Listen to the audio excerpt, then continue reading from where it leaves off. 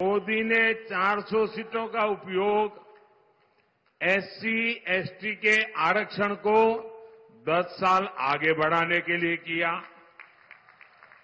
मोदी ने 400 सीटों का उपयोग एक आदिवासी बेटी को पहली बार राष्ट्रपति बनाने के लिए किया। मोदी ने 400 सीटों का उपयोग महिला आरक्षण के लिए किया और मोदी 400 सीटें क्यों मांग रहा है, ये भी देश को जानना बहुत जरूरी है। मोदी को 400 सीटें यानी एक प्रकार से 2019 से 24 जो दिया उसको रिपीट करने के लिए मैं कह रहा हूं।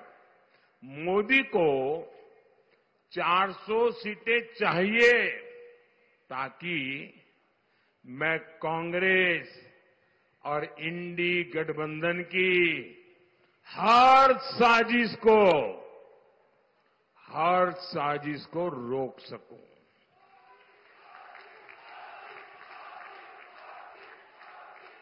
मोदी को 400 सीटें चाहिए ताकि कांग्रेस कश्मीर में धारा 370 को फिर से वापस लाकर के चिपका न दे, खेल बिगाड़ न दे।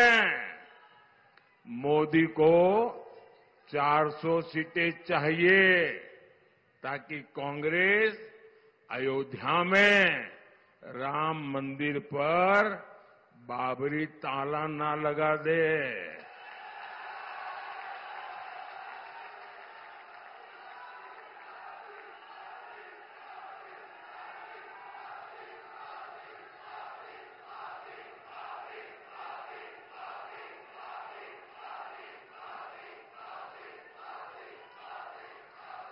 मोदी को 400 सीटें चाहिए ताकि कांग्रेस देश की खाली जमीन, खाली द्वीप, आइलैंड्स दूसरे देशों को गिफ्ट न कर दे, सौंप न दे।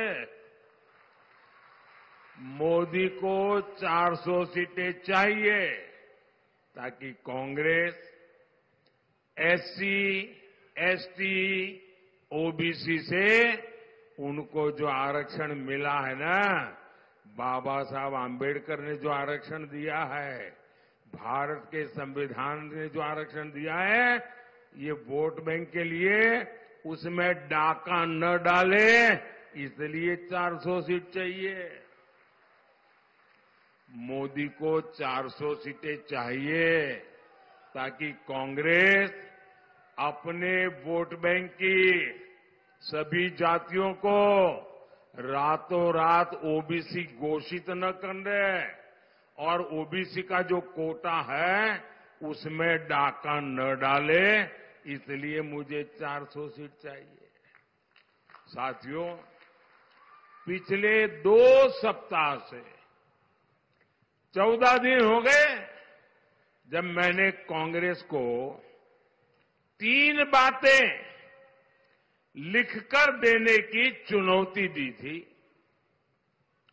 मैंने कहा था लिख करके दो, 140 करोड़ देशवासियों को लिख करके दो कि धर्म के आधार पर आरक्षण नहीं दोगे। मैंने सही कहा कि नहीं कहा भाई? सही कहा कि नहीं कहा?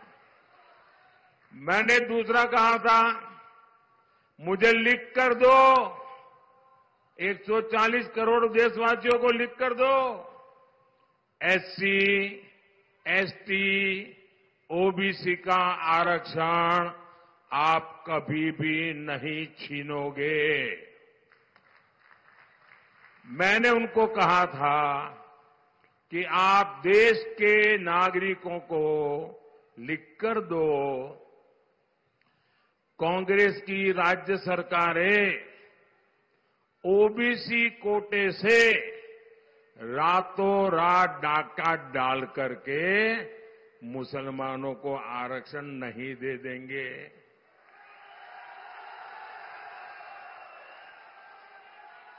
अब मेरे 3 सवाल, बहुत सिंपल सवाल है साहब, लेकिन कांग्रेस चुप बैठकर बैठ गई है, बन करके मुंह पे ताला लगा दिया है उसने।